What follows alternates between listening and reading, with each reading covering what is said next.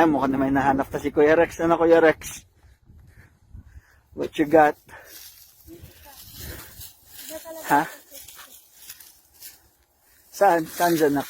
Ito. Saan dyan? Show mo sa akin.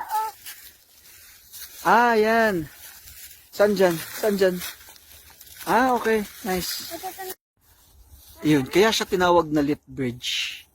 Kasi dahil sa bridge na to. Ito ata yung ginamit sa ano, yung sa video dun sa Harry Potter, no? Hindi. Siyempre mali ako, no? Ganito yung hitsura ng mga horror movies, no? Ayan, tuloy ang paghahanap.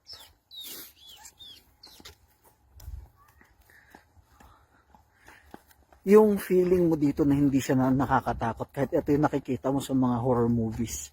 Merong ganong feeling na parang safe ka. Ayan, no? Kita mo yung cheese. Yung pa yan, no? Oh. X marks the spot. Oh, na-check nyo na? Asin yan? This one. Ano, may X.